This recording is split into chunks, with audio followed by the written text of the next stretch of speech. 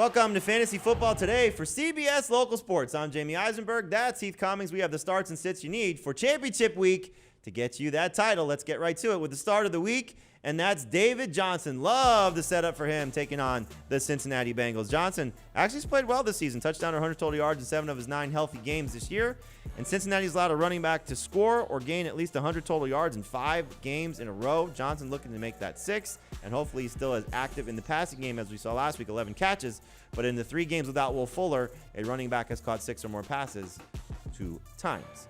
Other start running backs for me, Melvin Gordon, J.K. Dobbins, J.D. McKissick. Melvin Gordon may be in a great spot if Phillip Lindsay doesn't play, but even if he does, revenge game is on the mind for Mr. Gordon, going back to Los Angeles for the first time, and he's playing well of late. Hopefully he scores once again. The sit running backs, that's for you, Heath. You don't like Wayne Gallman, Gus Edwards, and Devin Singletary. Just talk about the Bills running backs as a whole, because the matchup seems good, but not necessarily the production from each of Devin Singletary and Zach Moss. Yeah, I would say if you could combine their production, you would get a very good day against the Patriots. The problem is you can't, and you don't know on a week-to-week basis how many touches they're getting. We've seen Singletary the past 2 weeks, right around 8 carries. Zach Moss, 13. That's not bad, except for the fact that he gets 0 targets. I don't want to start a Bills running back. I totally get that, though. The one thing I do like about Moss, 13 carries each of the last 2 weeks. Last time he faced the Patriots, had over 80 yards rushing and 2 scores, and we've seen the Patriots' run defense really fall apart the last 2 weeks against Cam Akers and Savon Ahmed, but obviously safer to avoid those guys in the championship week.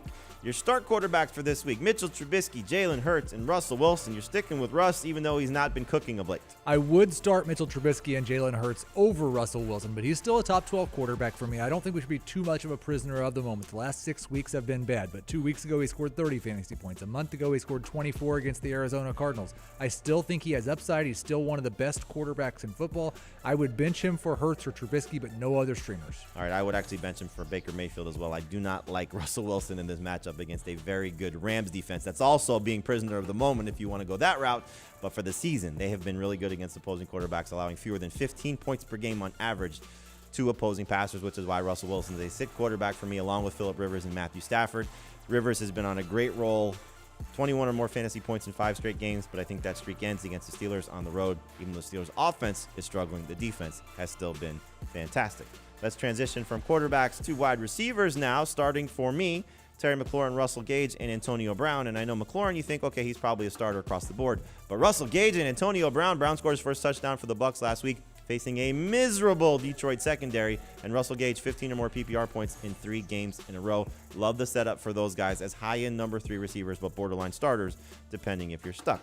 The sit wide receivers for you include Antonio Brown's teammate, Chris Godwin, along with Juju Smith-Schuster and Robbie Anderson. So 3 guys with star power here. Specifically, Chris Godwin. Sportsline likes him as the number 11 wide receiver, but you don't love Chris Godwin this week. Doesn't feel like Tom Brady loves Chris Godwin right now. He's getting Antonio Brown worked into the offense, but it's coming at the expense of Godwin, who has just 8 targets since their Week 13 bye. Since Antonio Brown became a Tampa Bay Buccaneer in Week 9, Chris Godwin, the number 33 wide receiver in PPR scoring. I understand if you want to start the name, but the production recently hasn't been there. All right, so we'll see if Chris Godwin takes advantage of this great matchup against the Lions. Starting tight ends for you, Noah Fant, Tyler Higbee, and Logan Thomas. And Noah Fant, typically I've said Noah, thank you, but this week I'm going to say Noah, thank you.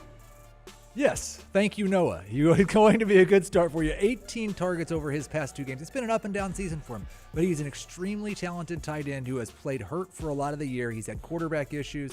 We've seen Drew Lock really kind of dial it back a little bit, dumping the ball off, more short area targets. That really benefits Fant, who will be a top 10 tight end this week. Last week he was great against the Bills, but he also had one of his better games against the Chargers in the first meeting, 11 PPR points in that game. Hopefully, at least that's the floor, taking on the Chargers once again. Sit tight ends for me, Evan Ingram, Jonnu Smith, and Irv Smith. Now, maybe Evan Ingram does get Daniel Jones back, but I don't think that's going to necessarily matter against a Ravens defense that has been very good against almost everything for the majority of the season. Ingram's last 3 games, 18 PPR points combined over that stretch, and only 1 touchdown on the season, so I would prefer to sit Evan Ingram, and I would definitely start Noah Fant over him.